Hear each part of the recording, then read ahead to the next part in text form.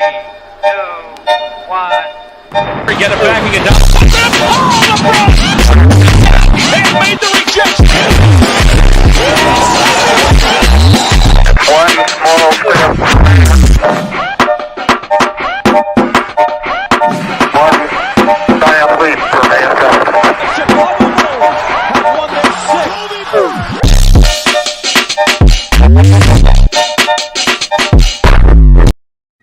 Welcome back here.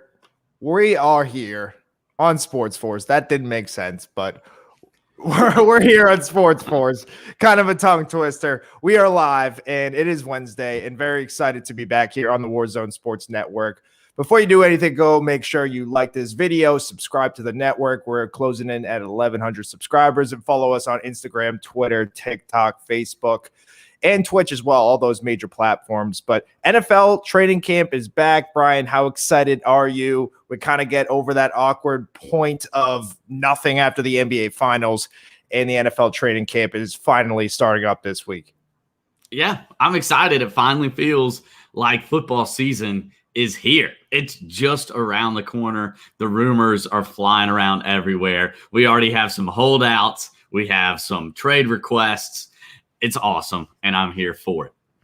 Yeah, let's just get right into it. And you can't ignore the elephant in the room, and that is Aaron Rodgers returns to training camp looking crazy with that slick back hair. He has rocking the office shirt, and it looks like he's going to play at least one more year. Personally, I think this has to be his last year. Him and Davante Adams already sending the last dance pictures. The internet blew up because of it. But now Rodgers is here. It looks like Adams is here for the time being. What do you kind of think about all this entire situation going into the year, and how much of a distraction do you think it is? Because I still feel like the Packers are in a lose-lose situation. Yeah, so first I guess I'll tackle kind of the easier part of this discussion, and that is that this will be Davante Adams' last year in Green Bay. He will be a free agent after this, well, barring a franchise tag. I guess that's kind of a big thing in the NFL, right? But he has gone out and said he's not signing any contract that does not make him the highest paid receiver in the entire NFL. And guess what? The Green Bay Packers probably wouldn't do that anyways, but they're definitely not going to do that if they don't have Aaron Rodgers inked and under contract for years down the road. So Davante Adams, this is likely going to be his last year in Green Bay, barring the franchise tag. I assume you agree with me there, Joe. Yeah, I think so too. I mean, I think with Adams especially, they said he was open to, renegotiate the contracts, but it's not going anywhere. And I think if he's going to be posting out there Aaron Rodgers, it looks like those two guys are leaving at the same time. So this realistically is their last shot, which I don't think they have much of a shot in the NFC. But yeah, no, I agree. I think Adams has gone right with Rodgers for sure. Yeah, and in terms of, Aaron Rodgers' distraction this season, I think it's kind of par for the course. I think over the last, and honestly, I would say for most of his career, there's been a lot of tension that everybody knows about, whether it's him and the organization at large with the GM or him and just laid it all out there, and he was getting praised for it. I think there's a potential upside to it, but it also kind of illuminates, I think, what a lot of people have been saying about Aaron Rodgers, that I'm not sure everything he does, as great as he is of a quarterback, is all pushing the Packers towards championship success, right? I could be wrong in that, but it just seems like sometimes those company men at the quarterback position end up having more big picture success. Yeah, no, I agree. I mean, I kind of like the fact that he did lay it all out, but at the same time, him really upset about Jake Kumro, who, I think is currently the fifth wide receiver for the Bills. He said that's really when it went downhill because he believed that he was the second best wide receiver, obviously behind Adams in last year's training camp. I don't mind him laying it all out, but I don't you feel like he should have done this before? Yeah, because people wanted to get it out of him, and he just didn't really give us anything. And then he decides a day before training camp, hey, I'm coming back to the Packers. This is why I was upset.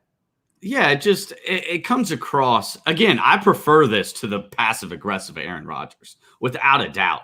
It just comes across as him wanting public attention, and not necessarily on himself, but public attention to the fact that I'm unhappy with the Packers. They have failed me. He seems to want a lot of attention on that aspect, but I definitely appreciate honesty is better than kind of beating around the bush. I wonder if he's had those conversations with the Packers up front. He may have. He really may have. We wouldn't know. But it's definitely an improvement from the passive-aggressive Aaron Rodgers. I will say that without a doubt. No, yeah, I agree too. I feel like either way, no matter what Rodgers, I guess we get, we're going to hear it from the media. And I don't think this is still not going away, though. It kind of reminds me, not to the extent, but like with Brady, what happened with him in the 2019 season, that's all the Patriots, organization or fans or the media, that's all they were talking about, because they weren't ignoring the elephant in the room. They knew Brady was under his last year of his deal. They had no negotiations of agreeing to extending him, even though the Pats did try to at the end of the day. But of course, nobody was beating Tampa Bay's deal. I feel like it's even worse though, because the how the Pats went about it was a lot less drama-like, and it was more low-key. And with Rodgers doing this, I think it's just everybody knows now. Everybody knows that he's still unhappy. Even the organization knows that their quarterback and their star is unhappy, yet he's still going to play. Your wide receiver one is probably leaving at the end of the year. It's just like, at that point, if I was Green Bay, I would just say, let's just move on now. Joe, I agreed with you on a lot of the front end stuff, right? Like the Patriots, they handle things the right way in terms of the dealing with public relations. Like they keep it in house. Everybody knew that whole thing. Like Tom Brady, the MF and GOAT, was just going to be a free agent the next year. Right. And somehow that wasn't that big a story. Aaron Rodgers still has 2 more years of contract after this season. And it's been this big public thing, and rarely does something, airing out your laundry publicly ever a good thing. So I'm with you there, but I actually think the Packers as an organization, they're coming out clean on this, not in the public, not on Twitter, not with those sports writers, but in terms of actually what they got the MVP back. They get to keep grooming their young quarterback. They still have Davante Adams. And guess what? Davante Adams, if Aaron Rodgers comes back, if they don't trade him, they very well might next year, but they don't have to. If they don't trade him, they're going to franchise tag Davante Adams. And now you're just continuing to stretch out your great all-time legend quarterback with arguably the number one receiver, not to mention a bunch of the other talent on the team. I mean, to me, this is the best case scenario for them. They couldn't trade him, Joe. Come on, they can't move on from him. Even next year, I've seen that. I'll throw it to you real quick. I've seen that being mentioned. Next year, they're definitely going to be trading Aaron Rodgers. He can't pick literally any team he wants to go to. But, Shefty was saying, yeah, he's going to be able to dictate it. Why? Why? I don't get that. Why is next year different? It makes it a little easier cap-wise on the Packers to do it. But I'm not exactly sure why the Packers are just going to want to trade Aaron Rodgers. He's a great quarterback. I've been critical, but I don't quite get that. I mean, I get what you're saying, but I'm saying more so, yeah, next year, he's still going to be, he's still going to have the same issues with the organization. I don't think they're going to be able to patch everything up. And then you look at why in the world did you even draft Jordan Love if he's going to sit 3 consecutive seasons? Aaron Rodgers did. I'm not saying he's going to be that, but they've done this before, is my point. But Favre and the organization were on better terms until the very end. That last year, you could see they were on bad terms because maybe he retired every other day. But then he went to the Jets. Just suddenly they were Favre got traded to the Jets, and everyone was like, "What?" Says I feel like that's what's probably going to happen here, and maybe after this year. I get it, but it's like a ticking time bomb to me. I don't see him coming back next year. I don't see him playing 2 more seasons. 34 regular season games with Green Bay. I just don't. Well, I completely agree with you there. He mentioned that he had mulled retirement. I think that's what his move would be. He would retire.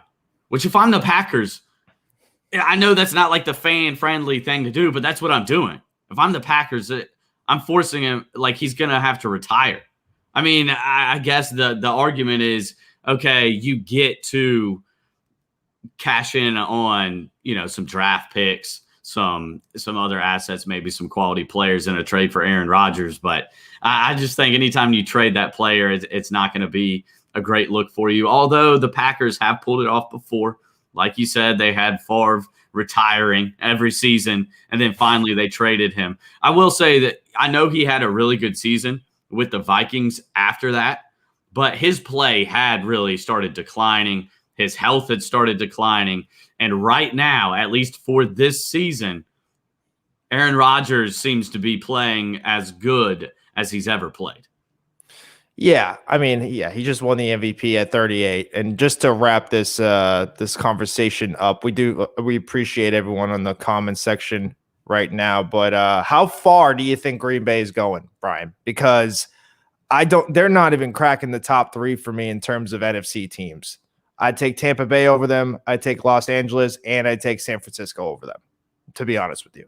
Right now, I'm still giving them the number 2 slot really? In the NFC. Yeah, I will not be shocked at all if they're in another NFC championship. Like I do think that's the ceiling, though, the NFC championship. I don't think they go to the Super Bowl. I don't think they win one. But they're going to be a really good team. Like, they have Aaron Rodgers, not to mention a lot of talent on this team. I think there was a mistake in letting Corey Linsley go. I think, again, par for the course for the Packers. They're thinking long-term all the time. If they were thinking, let's win one right now, they would have basically overpaid for Corey Linsley, solidify your elite offensive line.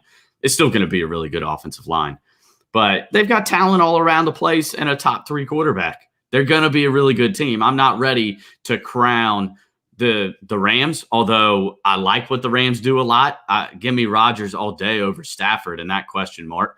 And then with the 49ers, again, I love Kyle Shanahan. The defense is talented, like the offensive line. Their young receivers can do so much after the catch. But they have major question marks at quarterback, just with Jimmy G's health and then a rookie. So I can't give those two the nod over the Packers just yet. That's fair. I mean, maybe I'm kind of overhating here, but I don't know. I do think they regress in some sort of form. Maybe not Aaron Rodgers entirely, but I think they regress a little bit. I would agree with that they regress. They're not going to be the number 1 seed. They're not going to be maybe the number 1 offense. They come down just a peg, but it's just slightly, in my opinion. Now, that's fair. Let's talk about some trades, because 2 very good defensive players want out. Chandler Jones with the Arizona Cardinals. That was about a few days ago. And then Xavien Howard yesterday. And it sounds like Howard, he's done, basically. They wouldn't give him his guaranteed money, and he said that he's going to just stay there until he gets traded, basically. So he doesn't get fined. That's literally what he said. That he kind of pulled the Marshawn Lynch. So who do you think is more likely to get traded? I think right now, to me, it looks like Xavien Howard. But both of these guys, it kind of surprises me that they're requested trades this late into the process of the offseason. And everyone thought that Chandler Jones and J.J. Watt were buddy-buddy and they were going to wreak havoc. But what you really thinking about these 2 really good defensive players wanting out, because it's pretty rare of how close we are to the season? Yeah, Chandler Jones and J.J. Watt may be buddy-buddy. But, this is the business, and money talks. That's what both guys have talked about, purely money. That's what it's about, which is cool. They have to take care of themselves. And what's interesting for both guys, quickly, is just the age factor, right? You have Chandler Jones, who's 31. He's been a great player, but he's 31. So you got to imagine he's on the tail end of his prime, if not exiting his prime. And coming off an injury, too.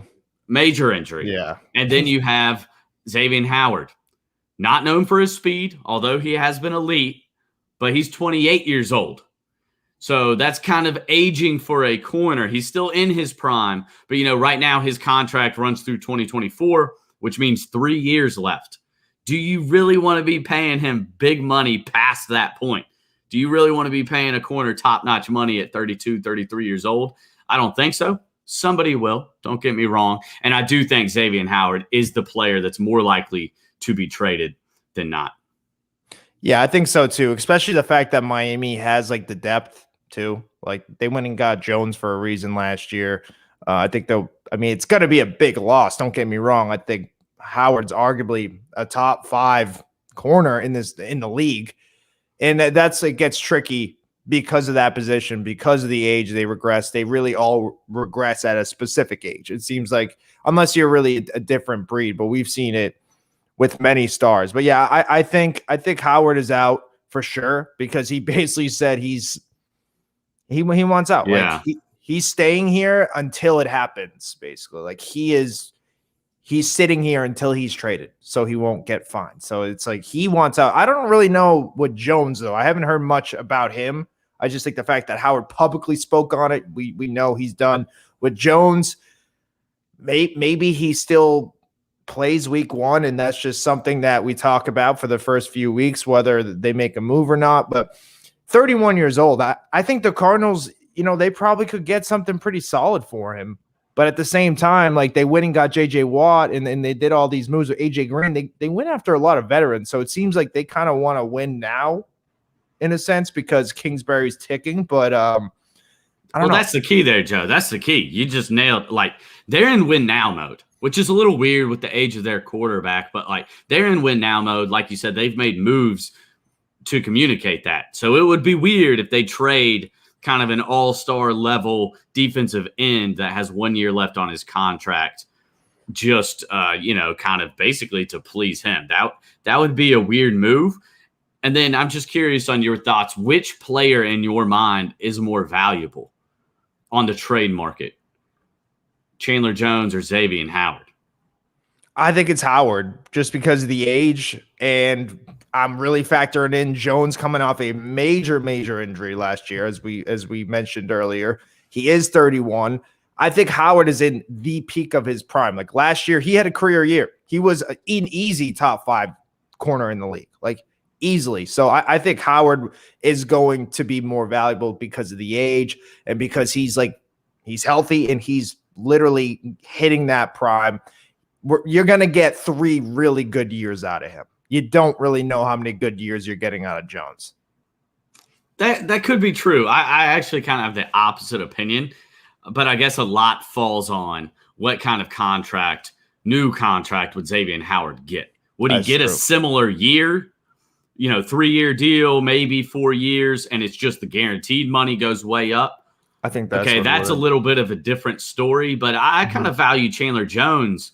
One, I think 31 for a pass rusher and 28 for a corner. That's honestly a pretty similar age when it comes to at that position. And then I just really value getting Chandler Jones on that 1-year deal. I think that's a move that you could see, again, a contender make to win now. Because I don't think with Chandler Jones, I could be wrong, that it's a move where you have to pay him if you're going to trade for him. I think Xavien Howard, because of the years, like if you're going to trade for Xavien Howard, you're going to have to sign him big, kind of like the Jamal Adams deal, right? Chandler Jones, I don't think that you have to do that. He's been connected to the Ravens some, or at least the Ravens players are like, having Chandler Jones on the Ravens would be awesome. Not exactly sure if that's real, and I don't know that you can like recruit a player to be traded to your team. But seriously, like Chandler Jones, the Bills, I think the Bills would be a really awesome fit for him. But the Ravens, like him going to one of those teams, I could see that fit a little bit easier. Our guy Mike says landing spots for Howard. I think that's a little more unclear. Although I know that sounds ironic because we both think he's the more likely player to get traded. But that's more to do with their own teams and instead of trade partners, if that makes sense. Yeah, no, I agree. I'll throw it out. Maybe Dallas. I don't know. Dallas' defense stinks, and if you really want to go all in and Dak's this MVP guy, go make an aggressive move for another good defender. I like what they did with Micah Parsons. Build on that defense. Don't let them have the 32nd ranked defense and putting out Dak and kind of asking him to put up what he did before he got hurt last year, because I think that is really unrealistic. So I like Dallas for landing spot with Xavien Howard. And I do agree what you're saying with Chandler Jones. And of course, pass rushers are typically the most valuable players on the defensive side. Like that there's no question about it. I don't think it's really for me about Jones's like ability. Like he's a top player when he's healthy. It's because of his health. Like how is he going to bounce back with that tough injury? That's the thing. I'm not sure. Can he do it? Yeah. I mean, he looks like he's in good shape. He looks like he's in good spirits. He's 100% healthy, but that's the only thing I'm worried about. But yeah, if he goes to the Ravens, they're going to be tough to beat, and they're going to give the Browns a run for their money. But either way, I think Howard will be traded, and I wouldn't be surprised if Jones, but I think it's more so that Jones is the guy to maybe ride it out. Yeah, I agree. Especially if they can sell him on you're on a contender. And then I think that they could. But it's going to be interesting. I like the Dallas fit for Xavien Howard. I know he's been connected to the Saints as well, which they've done some cap magic, so you can never rule them out. But Dallas, I know that's definitely the one that's going to grab the headlines and would make the NFC a little bit more interesting. So I like that for sure. Yeah, well, I don't like this. Where in the world is Zach Wilson? He's the only Jets rookie not to sign, and it's the second day now, and we still have no sign of Zach Wilson. He doesn't have a contract. Joe Douglas, what are you doing, dude? I mean, I know a lot of people are saying like it's half and half because I really love just looking at all the Jets fans commenting about every Jets photo. It's like, don't post until Zach Wilson signed. And then the other half is like, relax. Yes, see, yesterday I was like relaxed, but today I'm kind of more anxious and like, come on. Like, I know he's going to sign, but like, come on. What are we doing here? You're the Jets. You were 2-14. You traded Sam Darnold, and now you can't even freaking sign the second overall pick in the NFL draft. He's the only first-round quarterback not to be signed, and not to mention Joe Douglas already blew it with Marcus May. So I don't know what's going on here. Do you think I should relax, or do you think I have the right to be like, what the hell? Because look at the team we're talking about here. Yeah, I mean, I think you've got it right on both hands. Like Zach Wilson, he's going to sign. But I would be a little bit tense about it just because of a little bit of the negotiation side of it, right? Like they're lowballing him in terms of the signing bonus, right? The money in these contracts is pretty slotted. Like that's pretty straightforward. They're not arguing about how much he's going to get paid. It's about when he gets paid and some of the nuances within the contract, right? So you're typically going to get that signing bonus for a top pick, like he is the number 2 pick. You're going to get your full signing bonus within 15 days. That's what Trevor Lawrence got. Apparently, that's not what they want to do. They want to defer a lot of that money to next year, right? And I know I believe the past 2 number 2 picks, I know one was Nick Bosa, forget the other name. They got it within the first 30 days. So really, that's where we're talking. It needs to happen in the first month, your full signing bonus. And the Jets are trying to put that off a year, which I get Zach Wilson being like, no, I went to the point where I got to the NFL. Like, I want my money now. JG Wentworth. Like, I want my money and I want it now. That whole deal, like, I completely get that. I don't know if this is connected to the Marcus May deal, because they're franchise tagging him, which means, any one of those deals, you have to front a lot of the money compared to those long-term contracts. We'll see them defer sometimes. I don't know if it's connected with that, but it just seems like a Jets move, man. It is. That's why I'm aggravated. It's just like, come on. Like, can we just get a nice thing for once? Joe Douglas, hey, I'm not going to lie. Prior to this point with the Marcus May and Wilson thing, he's done well. He's been proven that maybe he's an adult and he knows how to operate a team. He drafted, I think, well. We won't see until a few years how that will turn out, but I think I like what he grabbed positionally.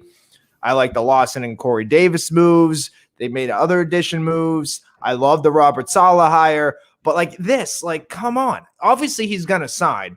I mean, they're not going to draft Zach Wilson and he's going to hold out. Like, he will be under center against Carolina week 1. Like, there's no doubt about it. That would be hilarious if he wasn't. That would be so funny. I'm selling my tickets. Matchup with Sam Darnold. Like the Man. Jets don't even have the quarterback that they drafted. Has that even happened? Like, has that even ever happened that a quarterback drafted top 3 and just didn't get a contract until week 1? Like, no, I don't know if that has happened. That would be wild. I will say I love basically everything that Joe Douglas has done, at least since trading Sam Darnold. Like you mentioned, a bunch of those names were awesome. I agree completely. But I even like what he did with Marcus May, to be quite honest with you. I think, Joe, I'm telling you, you don't want the Jets to make Marcus May a top 5 paid safety. He's 28 years old, right? You don't want to be paying Marcus May top 5 safety in the league money for 4 to 5 years. You don't want that. I'm saying more 2 to 3. At least lock him up till he's 31. I mean, they lowballed him 20% of the franchise tag. They were probably giving him like maybe $6 million. Maybe that's probably what he's actually worth, though.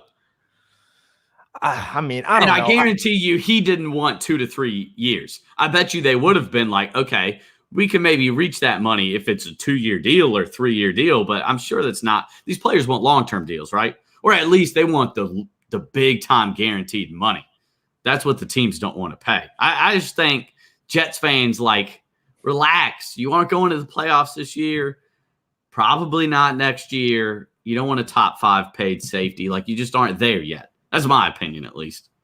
No, I get it from 2 sides. Like, I get it from a business side, and I get it for a miserable fan like myself. So, like, if you kind of put it into perspective, yeah, I know he's 28. That is kind of older.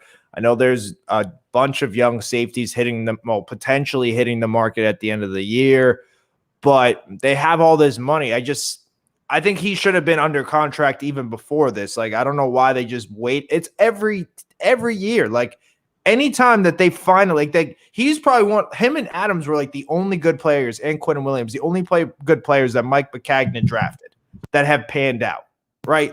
Like, why are we waiting all 4 years and then be like, hey, we finally might have a star in our hands, but we're not going to sign him? That's kind of just my frustrations with it, because it's like they can never hold on to their stars ever. But maybe you don't think he's a star. I don't know. I don't think he's a star. He's a really good player that you would want on your team. Don't get me wrong. But I think this is more so where Joe Douglas and the Jets view themselves as a franchise right now. And I think where the Jets have been for a while now, you're in rebuild mode. And when you're in rebuild mode, you can't afford the luxury of overpaying Marcus May a little bit. Because you're in rebuild mode all the time. So by the time some of your draft picks, the very few that do turn out, it's like, well, we can't pay them because we're still in rebuild mode. We might as well go young. I get that perspective. Can Tampa Bay repeat? They can. What do you think, Joe? Yeah, absolutely. I think they have a really good shot. I don't see one team in the South beating them. I think they go 6-0, like just breeze by. I think they win 15 games. Like, I think they're going to just dominate. It's not even going to be fair. And I mean, maybe you give a few of those teams in the AFC a chance. Kansas City, we've already talked about the NFC. You still got Green Bay, LA, San Francisco. Maybe there's another team that shocks us, but if they can repeat, yeah, I think there is a good chance that they can. And if they do, never look at social media again.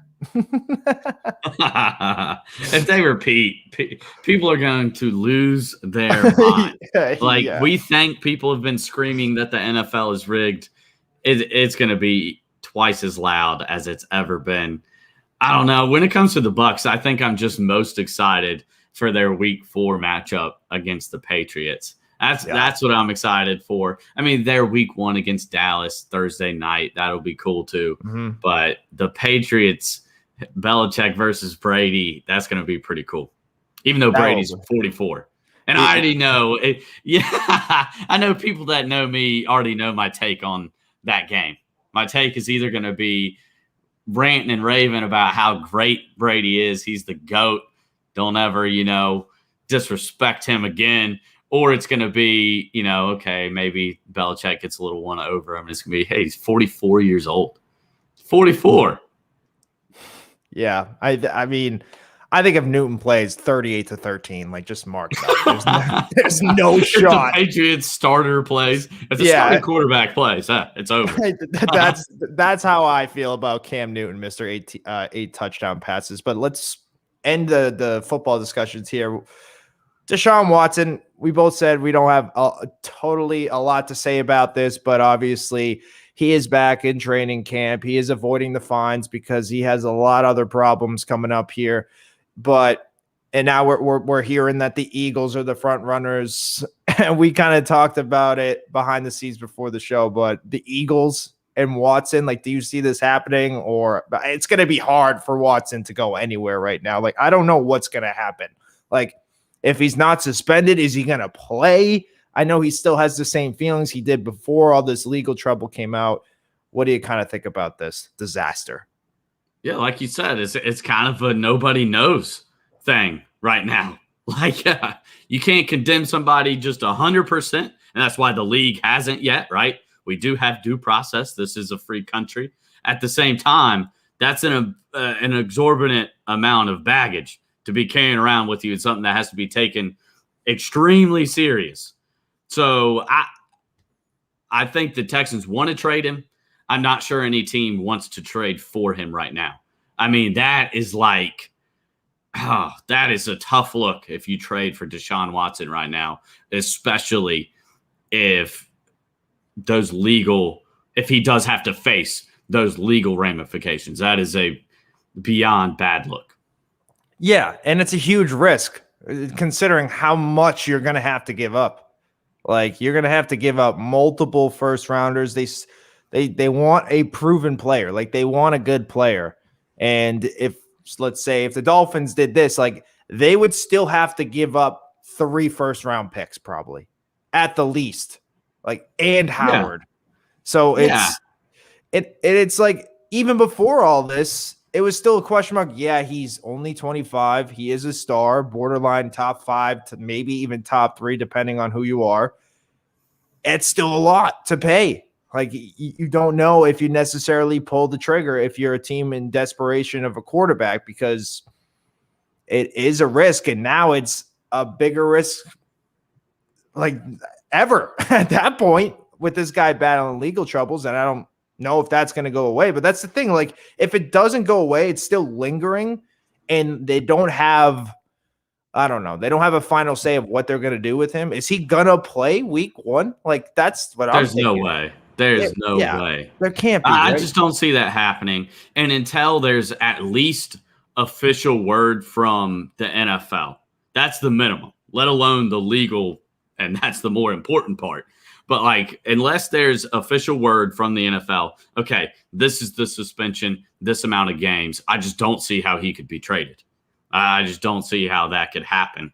I mean, again, if you're the GM who trades 3 first-round picks, a second-round pick, and a quality starter, if not 2, for Deshaun Watson, and then he goes to prison, like, yeah, I don't see how you keep your job past the weekend. So, I think this is just wait and see. Yeah, I think so too. And if that was the case, then that team just lost 5 years, like 5 years easily. Yeah, that would be the riskiest move, I think, in at least our lives in sports history.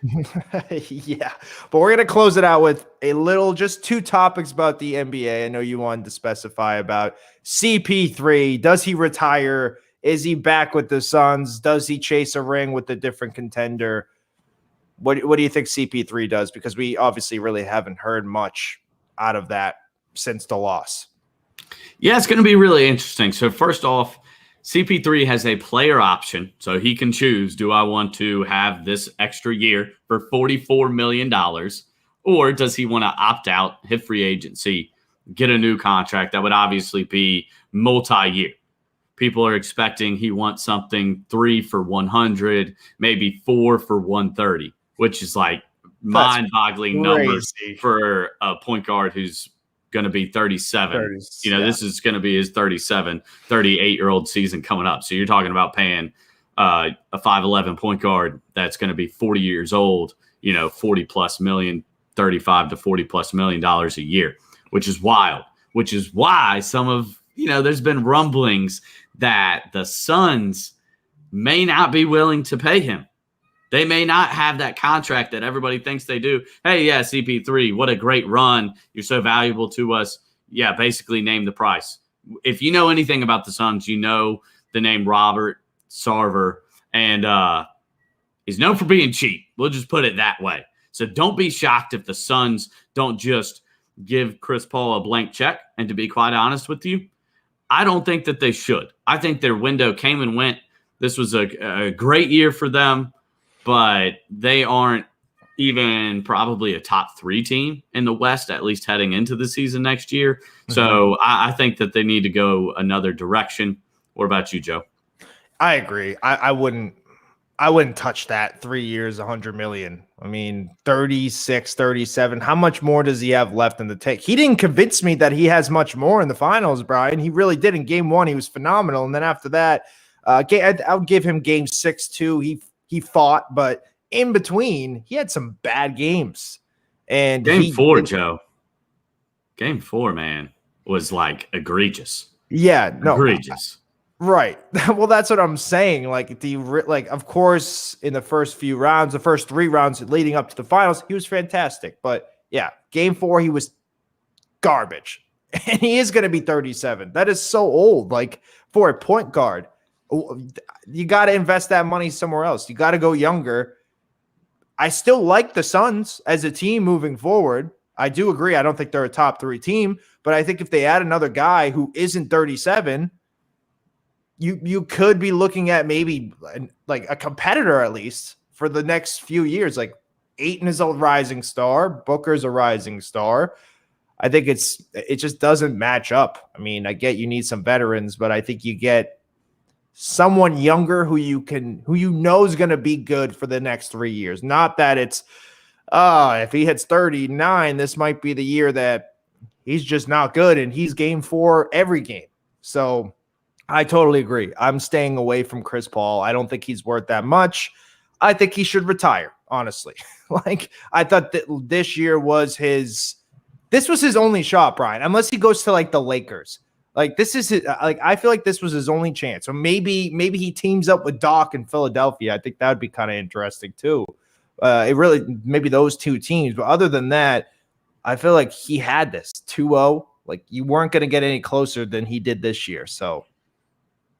Yeah. I mean, I agree with you. And I think teams feel trapped in this situation. The Suns are notoriously cheap. They may not feel as trapped as a lot of these NBA franchises tend to. But I could see a situation, and really the only situation where I see them re-signing for Chris Paul at that kind of money would be because they feel trapped. Hey, we have to please Devin Booker. I think that would be kind of putting the nail in their own coffin in terms of just completely ensuring Devin Booker leaving in 2 to 3 years. He's got 3 more years left on his contract, but that doesn't mean quite as much as it used to in the NBA. And I agree, this is Chris Paul's really last chance. I like the idea of Philly, but I don't think him and, Thibault and Maxey and Embiid is enough to win a championship. I guess it depends on maybe what they could get for Ben Simmons. I don't think the Suns are going to help anybody out with a sign and trade. And then the Lakers, right? The Lakers, he's been connected because LeBron and him are great friends. I think that would be his best chance to win a championship. And him and LeBron are very smart, so they're going to find a way to make it work, but I don't think it is a great fit. Chris Paul has to have the ball. He's got to orchestrate the offense. And honestly, that's what LeBron does. LeBron has been best, and his teams have been best when his, quote, point guard has really been a ISO player like a Kyrie, right? Where really he's kind of a shooting guard. He can create for himself. He can be that microwave guy, catch and shoot. He can do all those things, but he's not necessarily that true point guard. And I'm not sure that he's really – LeBron has played with many true point guards, to be quite honest, because what happens is you end up standing on the side. And Chris Paul isn't Kyrie Irving, so I don't think we would see the most out of Chris Paul. As a Lakers fan, I would hope so, but I know the cap situation I don't think that's really realistic unless he would be willing to take a major pay cut. Yeah, and I think at that point he'd probably just retire. Like if he's like, not retiring, Joe.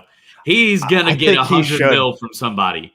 Hey, which is crazy. I think for his legend, for his legacy, it could be a good move to retire. But like, he's gonna get $100 million, and I don't know about you, but I'm not retiring if I can get another $100 million. Like, so I don't think Chris Paul is either. Quickly, since we're talking about, hey, maybe he should retire, legacy.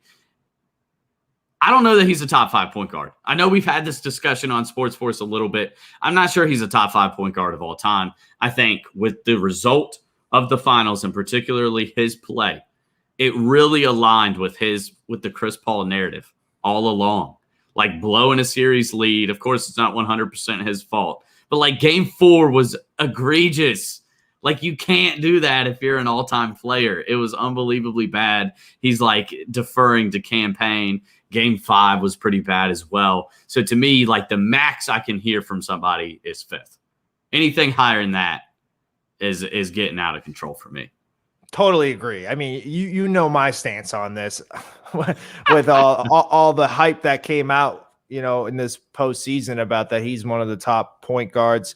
And I would have probably moved him to like 4 or maybe like no shot. He's not better than Isaiah Thomas. I take Thomas over him all day. Like, I don't even think it's close, Brian, because you look at what he's done in the playoffs.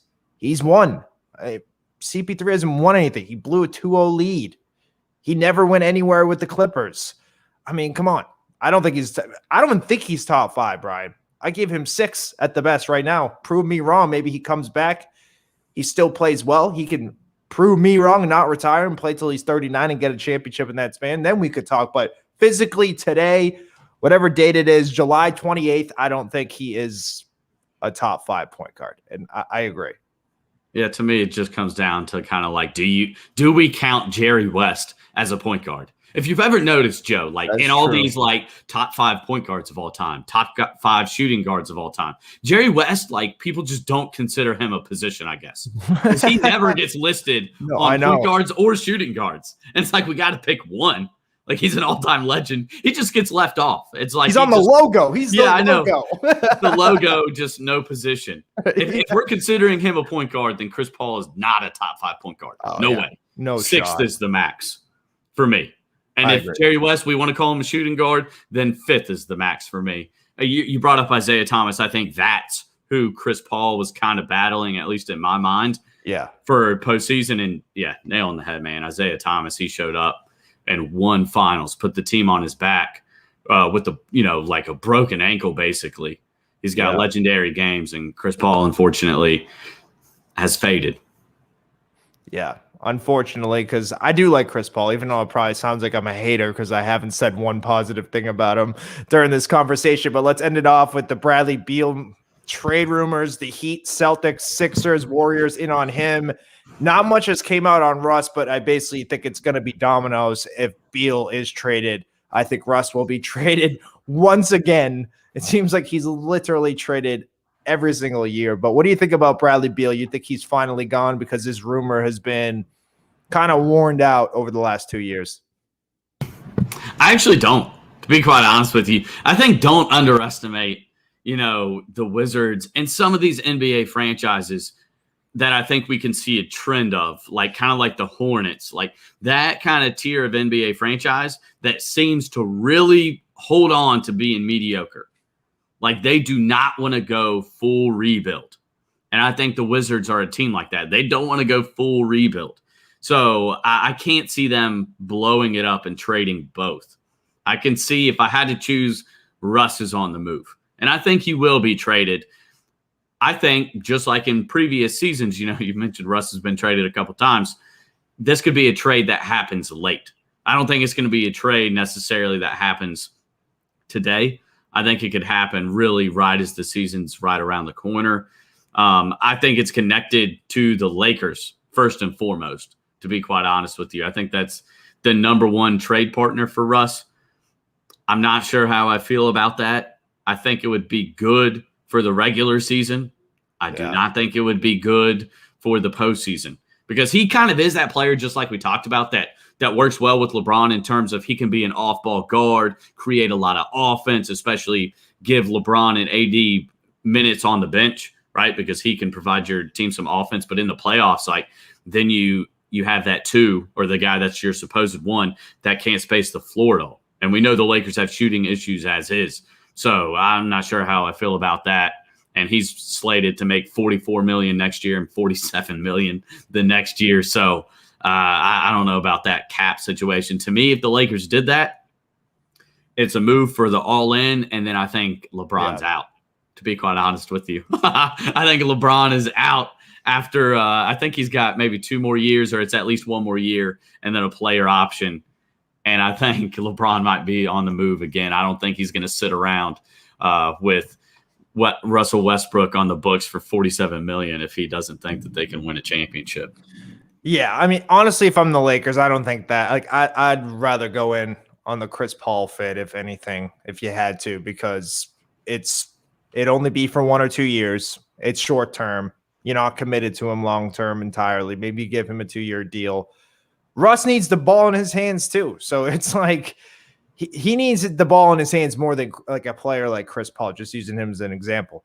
Like, he needs the ball in his hands at all times. He doesn't fix the shooting. Of course, yeah, I agree in the sense of in the regular season, you're not going to beat this team. You're not going to beat the team. I mean, you have all-stars up the yin-yang. You have 3 studs that are going to just dominate every regular season game. But once you get to the playoffs, it's a different animal. You're going to have to play smart basketball, team basketball. I don't see that really being a entirely good mix. But yeah, I mean, he probably will never win a ring, right, Brian? What are you thinking? Westbrook, no, it's not going to happen. The only way it happens is, 5 years down the line, and he's kind of in a Lou Will role. Like, he's a dude that, even though he's 36, 37, can come off the bench, give you 15 minutes of offense. He might have a pop game here or 2 in a series, but it's not going to be because of him. He would be, kind of a second-tier player on that championship team, which it's hard to see him accepting that role just in general. So, I was somebody who's a big fan of Russell Westbrook, especially when he broke out in the league when he was young, that young OKC team. But the more that he's played NBA basketball, it's just tough. It's not that I don't like him. It's just I don't think the way that he plays can produce a championship, at least with him being, one of your top players with that usage rate, Yeah, no, I could agree with that too. Probably as a role guy, or maybe, I don't know, he chases he's not the star. He's like the 3rd best guy on the team. He's not, I mean, yeah, the Lakers he would be in a sense, but like an older Westbrook, I kind of like that comparison. Maybe what Chris Paul could try to do too. But you don't think Beal, you think Russ is definitely out and Beal is staying? Yeah, I do. I mean, okay. And Joe, just quickly, I will say I do think if Westbrook went to the Lakers, they would have a chance to win the championship. They would be one of the favorites. Sure. Don't get me wrong. I just think if everybody stayed healthy, which rarely happens in the NBA, but I think they would run into some major problems late in the playoffs. Like, they aren't going to be a first round out, second round out, but late in the playoffs, those top tier teams could give them some issues. But yeah, like, I just don't see, I mean, do you see a world where the Wizards trade Beal but keep Russ? Because I don't. And then I just don't see a world where they trade both and go full rebuild. Like, that's really hard for me to see. And I'm not sure what the trade partner would be to get a young player in return, Like, that's the only other way that I could see them doing that, to where they feel like they don't have to go full rebuild. I don't see them being able to trade Beal to the Sixers for Ben Simmons. That didn't quite make sense. Brandon Ingram, like that kind of player, that doesn't quite make sense to me. Yeah, like none of them quite make sense. And I think Russ is gone. I think Beal is going to stay unless he, pulls an AD. Unless he pulls a James Harden, where he's just adamant, it's public, I am not playing for the Wizards next year.